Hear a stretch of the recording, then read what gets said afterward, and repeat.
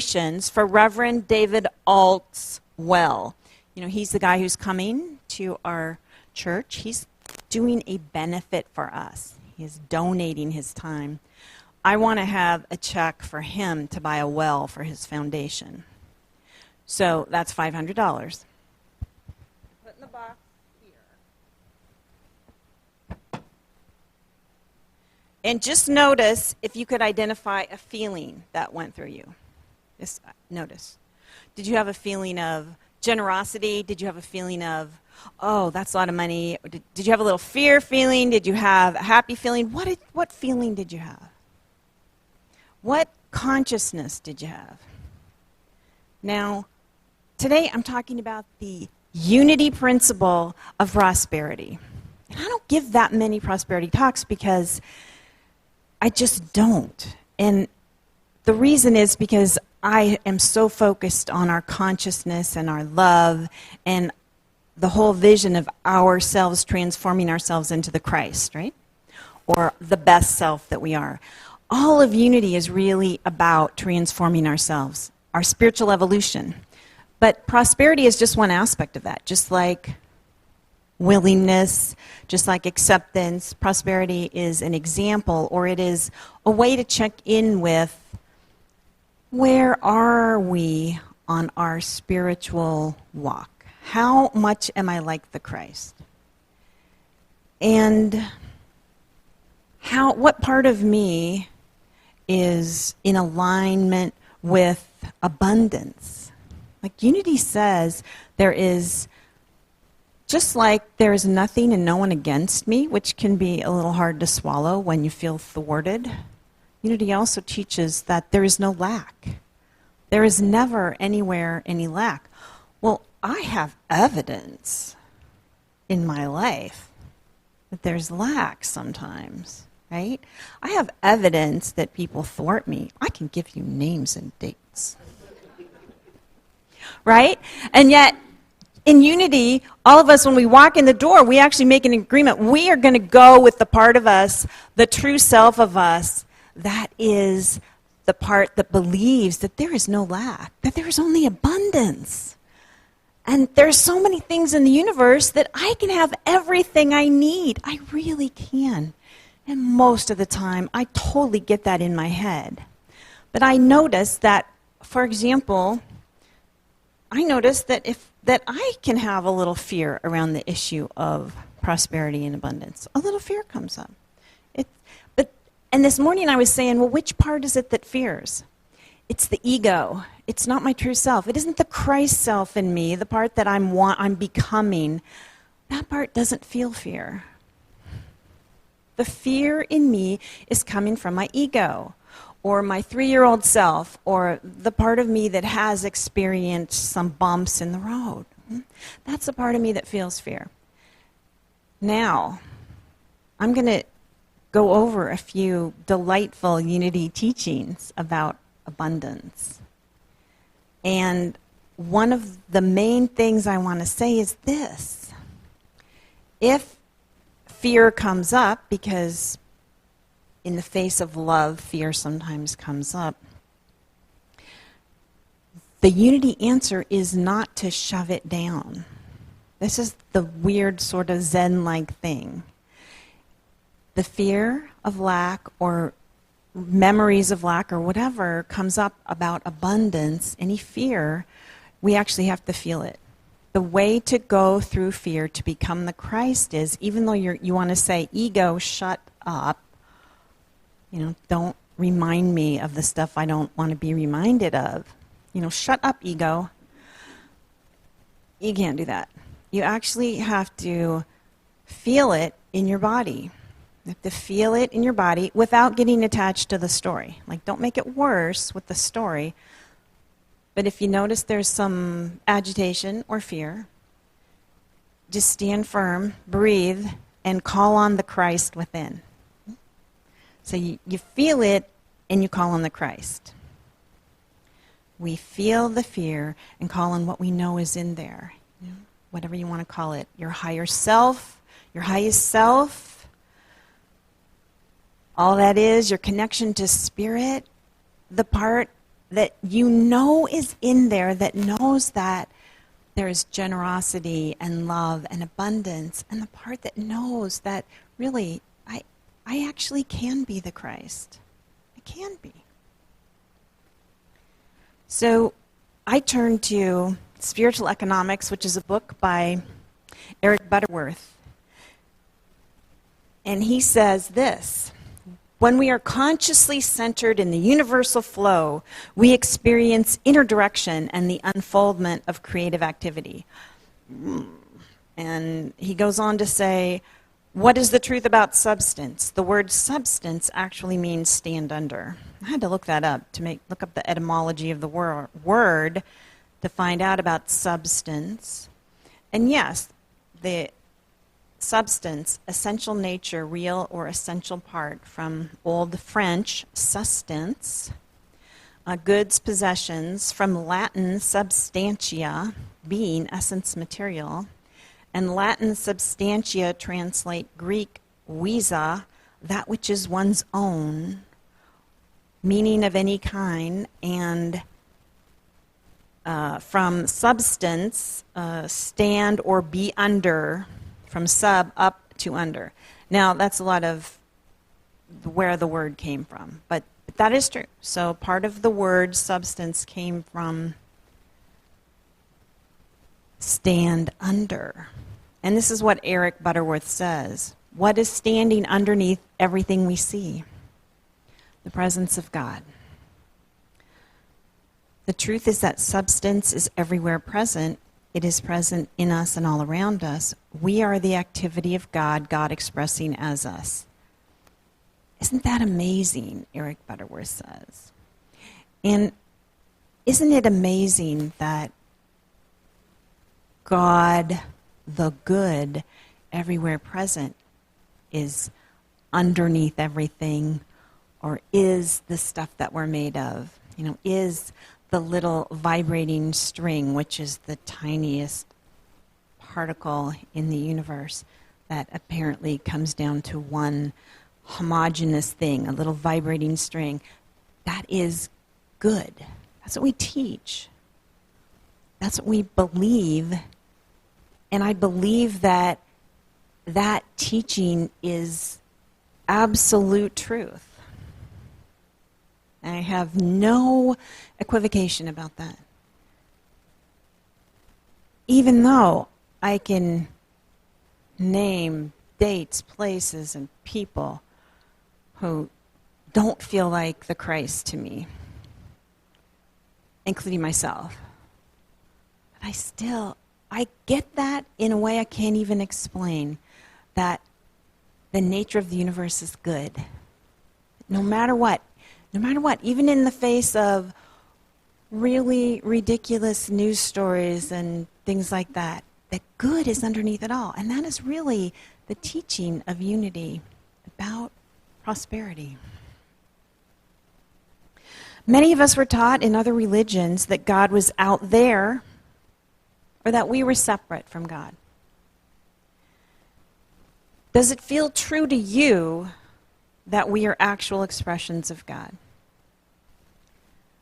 How could we be separate from the presence of God? Jesus said in the Gospels, I and the Father are one. We know, or we interpret, that Jesus wasn't speaking of the personal self, but about the cosmic Christ, the I of all. Eric Butterworth says this is the isness of the allness. Okay?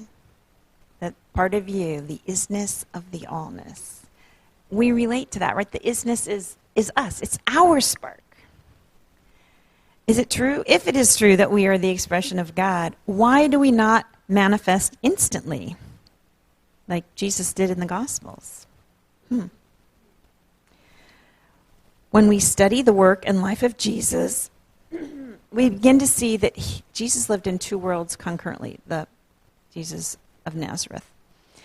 He anchored heaven on earth. He brought the divine, the Christ consciousness, into the manifest realm, the third dimensional plane, by constantly having his consciousness centered in God. The centering process is the key to prosperity. That's what Eric Butterworth says. The truth about substance is that you are the thing by which substance is made in the world.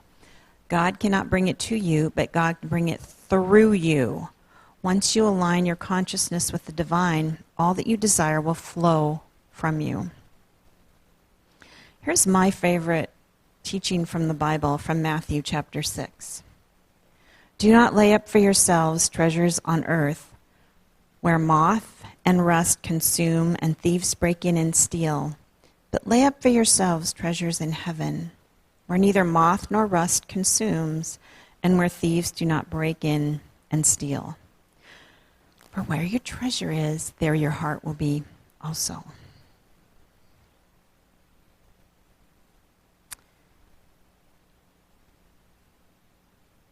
That scripture is about our consciousness, our relationship to things. When you get a moment, take some time in the silence and center your consciousness on spirit. And connect to what your treasure is. The very first time I went to Unity, it was in 1987. It was Seattle Unity. And I was just learning. I just felt reconnected to spirit. I was excited about Unity. I was excited about A Course in Miracles. I was excited about taking classes and workshops because I felt as if I'd been given this gift, like I could throw out my old idea of the things that didn't work for me as a Catholic. There were things I just didn't go with, but I had thrown the baby out with the bathwater. When I came back to Unity, the baby came back. I got to have spirit in a way that made sense to me and could really transform my life. It took a lot of years to get rid of guilt, but I started working on that. And one of the things I was attracted to, the very first class I took, was a prosperity class. Reverend Steve taught, he used the Eric Butterworth's book, Spiritual Economics. I remember taking that class because I thought, well, prosperity is something that maybe isn't working so well in my life. At that time, I had just gotten divorced. I'd moved from San Francisco back to Seattle, live with my family. I brought my son with me, and this is before I met Roland.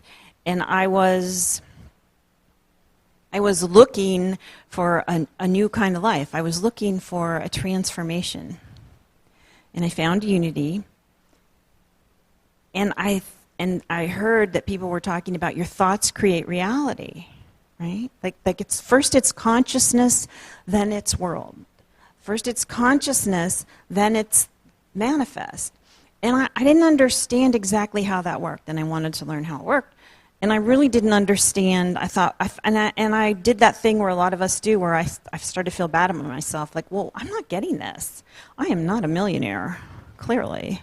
What is going on? How come I am not manifesting untold wealth? And I took this class, and Reverend Steve talked about prosperity. And one thing that really helped me right away was he said, well, let's just talk about abundance. There's abundance in relationships.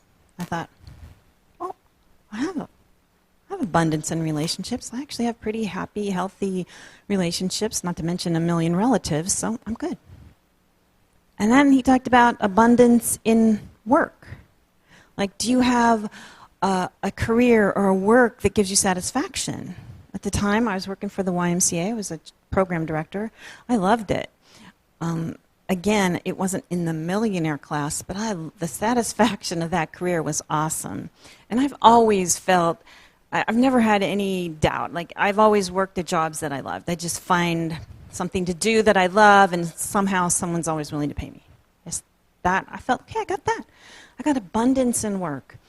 And at the time, I was still in my 30s, like abundance in health. Man, there was nothing wrong with me. I was like, woohoo, all that bad eating and all that stuff, and hadn't caught up yet, right? So I was just like healthy, and so I had three things. And then there was actual money. So I felt like, well, 3 out of 4, I can figure out the fourth thing. So that reframing, which is another thing that we try to do in Unity a lot, worked really well for me. And I realized I have abundance in my life in all these areas. And maybe I just need to change my thoughts about actual money. I would say it wasn't till quite a bit later when I recognized that money is like anything else held in consciousness. It is just a tool.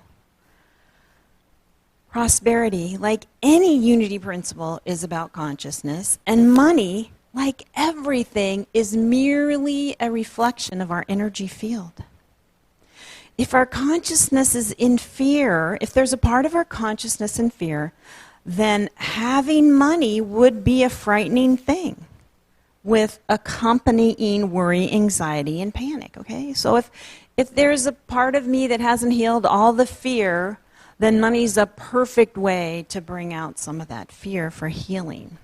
Please, please hear me. I am not, and really get this. This isn't about anything other than all of us transforming. There is no right, there is no wrong, there is no where you're supposed to be either, because we're all transforming. And I believe that we keep having to do the same things. Like fear keeps coming up, comes up here, it comes up here. It's going to keep coming up in our journey. So, but I really had an excellent opportunity to look at fear in money, and I have to say that having gone through some extremes, I actually have something happen in my mind where I realized that I was always going to be okay. That I was always going to be okay about money. And so now most of my fear gets worked out around other things. Right? But the fear and money left me. Maybe it's because I have so many relatives, I feel like I am never going to be homeless. I can just be bugging people 2 weeks at a time, all year round. Maybe it's just because I realize I have never really wanted. I've never wanted. I've never been starving. I may have been miserable, but I've never been destitute. And so the fear about money and the guilt about money disappeared.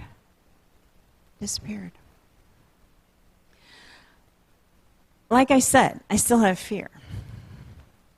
But just using money as let's say, a little bit of a tool to see where we are, money might be held in mind at a level of pride, in which it is a status symbol that God has given us.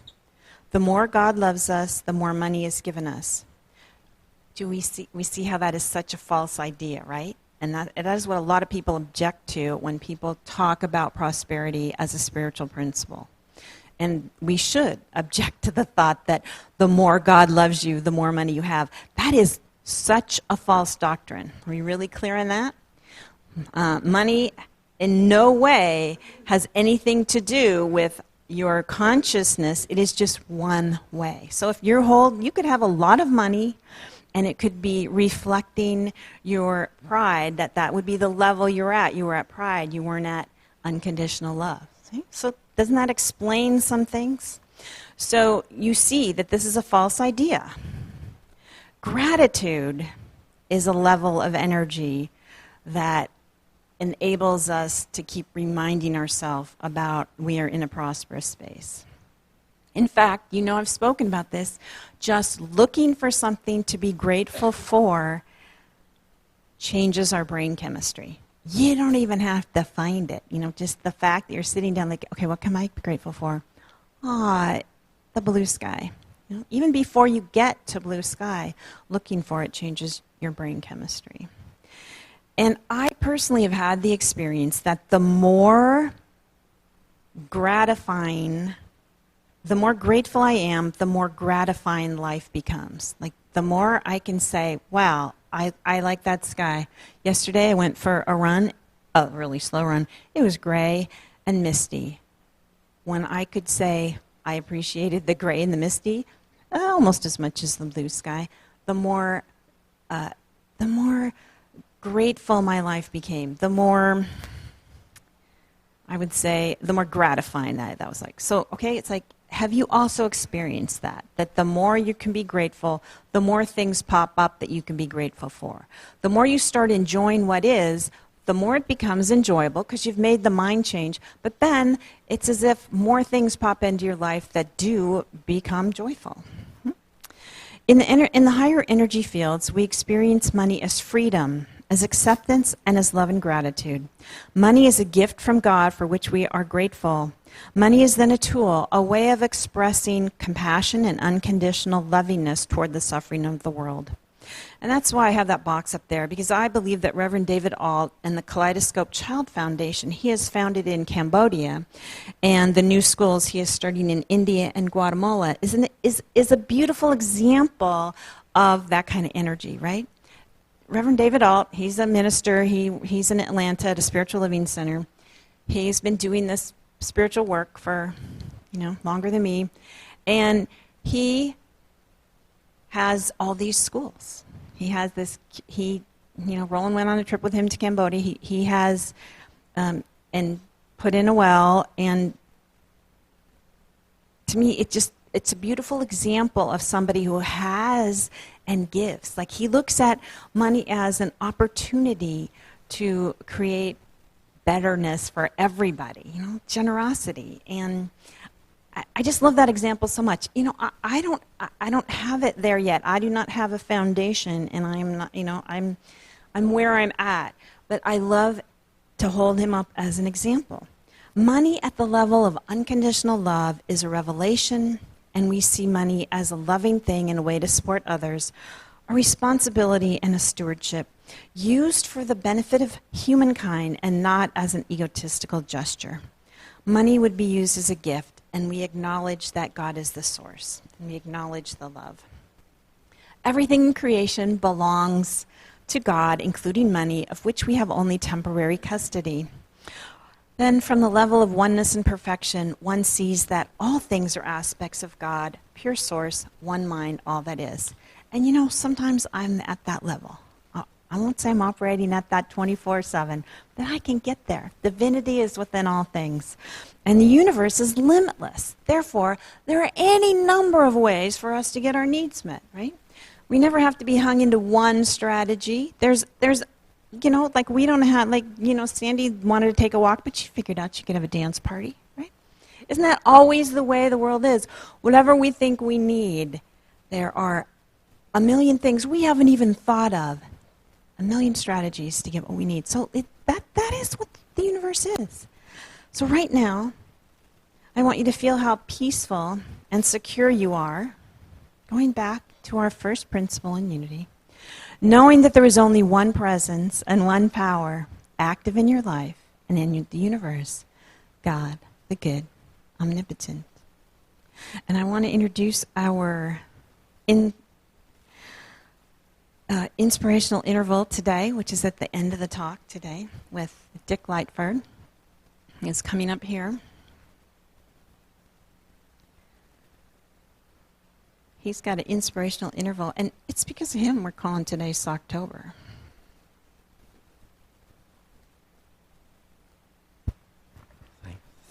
Thank you, Cynthia. I'm Dick Lightford. I've been a long-time student of Unity. I'm still learning, and Cynthia, you're a great teacher. Thank you for that lesson. I am a great proponent of how Unity teaches prosperity, and I have found a way to channel it a bit, if you'll humor me today. It came to me at kind of an epiphany last year. For the last 4 years, I had a high school friend who was a guidance counselor in St. Ansgar, Iowa, who kept coming to Des Moines, and we always socialized and entertained him. And he kept complaining to me about never having the opportunity to go back for him to return the favor. And one day he told me about Socktoberfest. Chris isn't here to complain about Rocktober and Socktoberfest, but Socktoberfest is in the town of Osage, Iowa. There's a company there called Fox River Woolen Mills that it makes socks. The the first weekend in October, they have what are called Socktoberfest, and they sell all of their irregular socks at a much reduced price. And this is the fourth year I've gone. I'd go and buy a few socks for myself, buy some socks for my grandchildren, other friends. It is a delightful time. There are no unhappy faces in this crowd because everybody's getting a bargain.